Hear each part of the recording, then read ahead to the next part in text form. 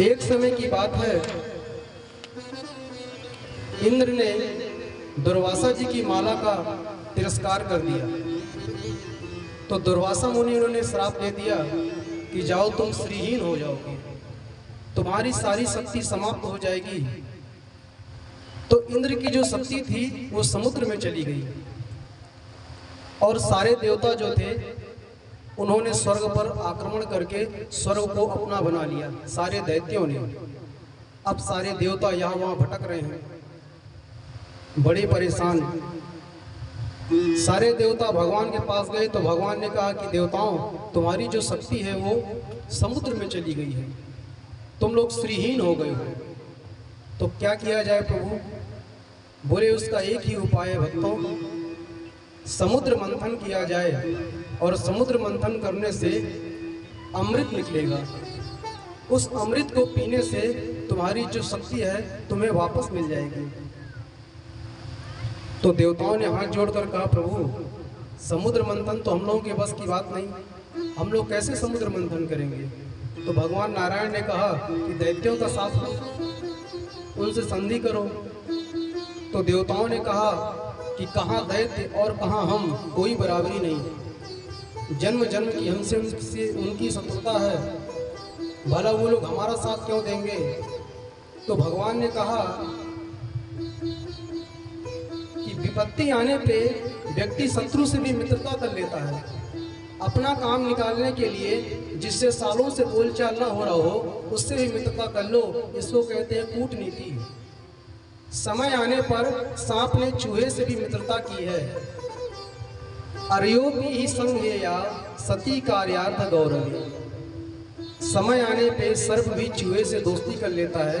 इसलिए आप लोग भी दैत्यों को मनाओ और उनका साथ लो और समुद्र मंथन करो। सारे देवता गए दैत्यों के पास और जाकर के पूरी घटना बताई। बोले चलिए समुद्र मंथन करते हैं, उसमें से अमृत निकलेगा और अमृत को पी लेंगे तो दोनों अमर हो जाएंगे। फिर चाहे जितने लड़ते रहें, कोई मरना तो है ही नहीं, दोनों भाई भाई लड़ते रहेंगे, मरना किसी को है ही नहीं। तो दैत्यों को ये बात उनकी बड़ी पसंद आई। बोले बात तो बिल्कुल सही है। तो बोले चलो सबसे पहले क्या करें? बोले सबसे पहले मंदराचल पर्वत को लेकर के आया जाए, उसी से समुद्र मंथन किया जाएगा। तो समुद्र मंथन के लिए जब मंदराचल पर्वत को लाया गया तो गणेश जी की पूजा करना भूल गए। गणेश जी रुष्ट हो गए और पहाड़ वहीं पर धंस गया। सब लोगों ने नारायण को पुकारा तो भगवान विष्णु गरुड़ पर आए और उस मंदराचल पर्वत को एक हाथ से ही पकड़ के और ले आकर के समुद्र तट पर रख लिया। अब पत्थर तो आ गया, अब रस्सी कहाँ से आए समुद्र मंथन के लिए? तो बोले वासुकी नाम का एक सर्प है, उसको मनाया जाए, रस्सी की जगह उसको ही लिया जाए। सारे देवता और दैत्य वासुकी सर्प के पास गए तो वासुकी सर्प ने बोला भाई देखिए स्वार्थ का जमाना है, मुफ्त में हम क्यों जाएंगे, हमको कुछ जब मिलेगा नहीं तो हम क्यों जाएंगे? मैं जाकर के समुद्र मंथन करवाऊंगा, उसमें मेरा लाभ क्या है? बोले तुम्हारा लाभ ये है कि तुमको भी अमृत पिलाया जाएगा। बोले ठीक है, अमृत पी लेंगे तब तो कोई मार ही नहीं पाएगा। तैयार हो गए, जब पहुंचे तो भगवान तो परमात्मा तो घट-घट-वासी है, सब कुछ जानता है। भगवान जानते थे कि वासुकी सर्प के मुख की ओर जो लगेगा उसका तो हो गया काम तमाम, क्योंकि उसकी फुसकारें इतनी ज्यादा निकलेंगी कि व्यक्ति खड़ा ही नहीं हो पाएगा। तो भगवान ने वहां पे क्या बोला कि देवताओं चलो तुम लोग बड़े कुल में तुम्हारा जन्म हुआ है, तुम लोगों का उच्च कुल में जन्म हुआ है, इसलिए तुम लोग आओ और सर्प के मुंह की तरफ लगो और दैत्यों जाओ तुम लोग पूंछ की ओर। तो ये बात दैत्यों को बुरी लग गई। बोले हमको भी आप गया गुजरा समझे क्या?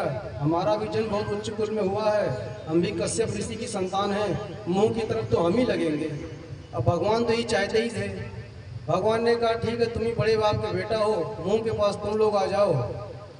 भगवान वही चाहते ही थे। सारे दैत्य आ गए सर्प के मुंह के पास और सारे देवता आ गए पूंछ के पास। और जब समुद्र मंथन प्रारंभ हुआ जब समुद्र मंथन प्रारंभ हुआ तो ऐसी फुसकारे जब निकाले वासुकी सर्व कि सारे दैत्य संतप्त हो रहे थे। अच्छे खासे छोटे बाप के बेटा बने थे, इनको ज्यादा पड़ी थी बड़े बाप के बेटा होने की। अब भोगो, समुद्र मंथन जैसे ही प्रारंभ हुआ तो सबसे पहले उसमें से निकला हलाहल विष। देख करके रूहें कांप गई, सबकी घबरा गए। अरे राम राम, इस विष का हम लोग क्या करेंगे, क्या किया जाए, कहाँ फेंका जाए। तो सब लोग उस विष को लेकर के भगवान भोलेनाथ के पास गए। अब भोलेनाथ को दिया तो भोलेनाथ ने कहा पार्वती जी से, इस विष को हम क्या करें। तो पार्वती जी ने कहा कि संसार का, जिसमें संसार का कल्याण हो आप वही काम करें।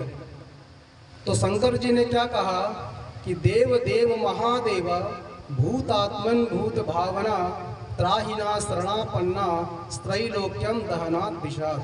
भगवान भोलेनाथ ने संसार के कल्याण के लिए उस विष को रा बोल करके पिया और माँ बोल करके मुंह बंद कर लिया, जिसके फलस्वरूप भोलेनाथ का नाम हो गया नीलकंठ महादेव। बोल नीलकंठ भगवान की जय हो। अब के बाद फिर से सभी लोगों ने जयकारा लगाते हुए समुद्र मंथन करना प्रारंभ किया। तो अब इसकी बार कामधेनु गाय निकली। कामधेनु गाय जिसे स्वर्ग भेज दिया गया। चंद्रमा निकले जिसे भोलेनाथ ने अपने मस्तक में लगा लिया। पुनः जब समुद्र मंथन किए तो उच्चैश्रवा घोड़ा निकला जिसे राजा बलि ने ले लिया। ऐरावत हाथी निकले जिसे इंद्र ने ले लिया। कौस्तुभ मणि निकली जिसे भगवान नारायण ने अपने सीने पे रख ली। रंबादिक अप्सराएं निकली जिन्हें स्वर्ग में भेज दी गई। पारिजात वृक्ष निकला जिसे स्वर्ग में भेज दिया गया। अब की बार सब लोगों ने भगवान का जयकारा लगाते हुए और जैसे ही समुद्र मंथन किया तो बिजलियां कड़कने लगी, बादल कड़कने लगे, बादल गरजने लगे। मानो ऐसा लग रहा है कि प्रलय आने वाला है। आसमान में एकदम से बिजली चमक करके और बंद हो जा रही है। और उसी समय समुद्र के मध्य से भगवती लक्ष्मी जी का प्रकट हुआ। वो लक्ष्मी महारानी की जय हो। इतना सुंदर स्वरूप लक्ष्मी जी का जो देखे वो देखते ही रहे। लक्ष्मी जी जयमाला लेकर के निकलती हैं और सब लोग लाइन से बैठ गए विवाह करने के लिए। अब लक्ष्मी जी ऐसे घूमते घूमते जिसके ऊपर भी 2 मिनट देख लेती हैं उसको भी यही लगता है कि हम भी बहुत सुंदर हैं। एक लाइन से लक्ष्मी जी ने सबको देखा। जयमाला लेकर के सबसे पहले दुर्वासा मुनि के पास गई। बोले दुर्वासा मुनि अच्छे हैं, परम तपस्वी हैं, पर उनको गुस्सा बहुत आता है, बहुत क्रोधी स्वभाव के हैं, घर में रोज लड़ाई होगी, इसलिए इनसे मैं शादी नहीं करूंगी। दुर्वासा मुनि के बाद आगे पहुंची। आगे जाकर के देखा तो भोलेनाथ थे। बोले भोलेनाथ भी अच्छे हैं, भोले हैं, लेकिन विरक्त हैं संसार से, एकदम भोले हैं, इनसे भी मैं शादी नहीं करूंगी। आगे पहुंची तो आकर के देखा तो साक्षात नारायण बैठे हुए थे। तो मंगलम भगवान विष्णु, मंगलम गरुड़ध्वजा और मंगलम पुंडरीकाक्षा और मंगलाय तनोहरि। सब कुछ मंगल ही मंगल है।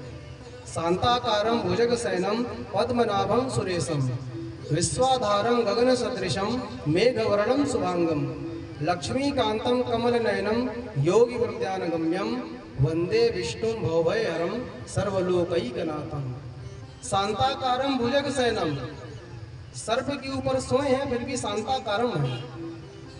अगर मान लीजिए हम सो रहे हैं और एकदम से हमको कोई सर्प दिख जाए हमारे कमरे में और दिख के अचानक से गायब हो जाए तो व्यक्ति कभी शांत रह पाएगा क्या?